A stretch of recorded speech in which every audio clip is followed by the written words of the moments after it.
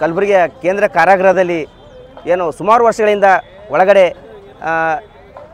ಗಾಂಜಾ, mobile ಬಳಕೆ, gutka, cigarette ಇವೆಲ್ಲ ಆರಾಮಾಗಿ ಇನ್ಲೀಗಲಾಗಿ ನಡೀತಾ ಇದ್ವಲ್ಲ ಸೆಂಟ್ರಲ್ ಜೈಲಿನಲ್ಲಿ. ಸುಮಾರು ಅಧಿಕಾರಿಗಳು ಬಂದು ಹೋದರೂ ಕೂಡ ಯಾರೂ ಕಟ್ಟುನಿಟ್ಟಿನ ಕ್ರಮ ಕೈಗೊಂಡಿದ್ದಿಲ್ಲ. ಆದರೆ ಸುಮಾರು ಮೊನ್ನೆ ಅಕ್ಟೋಬರ್ಗೆ ನೂತನ ಅಧ್ಯಕ್ಷಿಕೆಯಾಗಿ ಅನಿತಾ ಮೇಡಮ್ ಅವರು ಬಂದ ಕೂಡಲೇ ಅಲ್ಲಿ ಸೆಂಟ್ರಲ್ ಜೈಲಿನ ಒಳಗಿರುವಂಥ ಎಲ್ಲ ಏನು ಮೊಬೈಲ್ ಬಳಕೆ ಆಗಿರ್ಬೋದು, ಗಾಂಜಾ, ಬೀಡಿ, ಸಿಗರೆಟ್ ಇವೆಲ್ಲ ಬಂದ್ ಮಾಡಿಸಿ ಕಟ್ಟುನಿಟ್ಟಿನ ಕ್ರಮ ಕೈಗೊಂಡಾರ. ಆದರೆ ಇವತ್ತಿನ ದಿವಸ ಅವರು ಈ ಕಟ್ಟುನಿಟ್ಟಿನ ಕ್ರಮ ಕೈಗೊಂಡದಕ್ಕೆ ಅಲ್ಲಿರುವಂಥ ಕೆಲ ಖೈದಿಗಳು ಏನು ಇವತ್ತಿನ ದಿವಸ ಅವ್ರ ಮೇಲೇ ದಬ್ಬಾಳಿಕೆ ಮಾಡ್ತಾಯಿದ್ದಾರೆ. ಅವ್ರಿಗೆ ಕೊಲೆ ಮಾಡ್ತೀವಿ ಅಂತೇಳಿ ಧಮಕಿ ಹಾಕ್ಲತ್ತಾರ, ಅವ್ರ ಕಾರ್ ಬ್ಲಾಸ್ಟ್ ಮಾಡ್ತೀವಿ ಅಂತೇಳಿ ಧಮಕಿ ಹಾಕ್ಲತ್ತಾರ. ಈಗಾಗಲೇ ನಾವು ರಾಜ್ಯಾದ್ಯಂತ ಎಲ್ಲ ಟಿ ವಿ ಮಾಧ್ಯಮ ಮುಖಾಂತರ ಇದು ಮಾಹಿತಿ ಸಿಕ್ಕಿದೆ. ಅದನ್ನೇ ನಾವು ಇಟ್ಕೊಂಡು ಇವತ್ತಿನ ದಿವಸ ಏನು ಮಾನ್ಯ ಗೃಹ ಸಚಿವರಿಗೆ, ಜಿಲ್ಲಾಧಿಕಾರಿಗಳ ಮುಖಾಂತರ ಮನವಿ ಕೊಡ್ತಾ ಇದ್ದೀವಿ.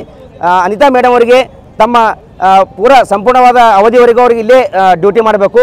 ಯಾಕಂದ್ರೆ ಇವತ್ತಿನ ದಿವಸ ಇಂಥ ದಕ್ಷ ಪ್ರಾಮಾಣಿಕ ಅಧಿಕಾರಿಗಳು ಸಿಗಬೇಕಪ್ಪ ಅಂದರೆ ಇವತ್ತಿನ ದಿವಸ ನಾವೆಲ್ಲ ಪುಣ್ಯ ಮಾಡಿರ್ಬೇಕಾಗ್ತದೆ. ಯಾಕೆ ಇವತ್ತಿನ ದಿವಸ ದುಡ್ಡು ತಿಂದು ಸಾಕಷ್ಟು ಇದು ಮಾಡ್ಕೊಂಡು ಹೋಗೋರೇ ಭಾಳ ಜನ ಇದ್ದಾರೆ. ಅದು ಇವತ್ತಿನ ದಿವಸ ಅನಿತಾ ಮೇಡಮ್ ಅವರು ಯಾವುದೇ ಒಂದು ಅಮಿಷ ಇದಕ್ಕೂ ಬಗ್ಲಾರ್ದೆ ಇವತ್ತಿನ ದಿವಸ ಸೆಂಟ್ರಲ್ ಜೈಲನ್ನು ತಮ್ಮ ಹತೋಟಿಯಲ್ಲಿ ಇಟ್ಕೊಂಡು ಒಳ್ಳೆ ಕೆಲಸ ಮಾಡ್ತಾ ಇದ್ದಾರೆ. ಅದಕ್ಕೆ ಅನಿತಾ ಮೇಡಮ್ ಅವ್ರ ಜೊತೆ ನಮ್ಮ ಇಡೀ ಸಂಪೂರ್ಣ ಗುಲ್ಬರ್ಗ ಜನತೆ ಅವ್ರ ಜೊತೆ ಇರುತ್ತೆ. ಅದೇ ರೀತಿಯಾಗಿ ಏನು ಈಗ ಮೇಡಮ್ ಅವ್ರಿಗೆ ಕಂಟಿನ್ಯೂ ಅಲ್ಲೇ ಡ್ಯೂಟಿ ಮಾಡಿಸ್ಬೇಕು. ಅದೇ ರೀತಿಯಾಗಿ ಅಲ್ಲಿರುವಂಥ ಖೈದಿಗಳು ಈಗಾಗಲೇ ಸುಮಾರು 7-8 ಜನ ಖೈದಿಗಳನ್ನು ಬಂಧಿಸಿದ್ದಾರೆ.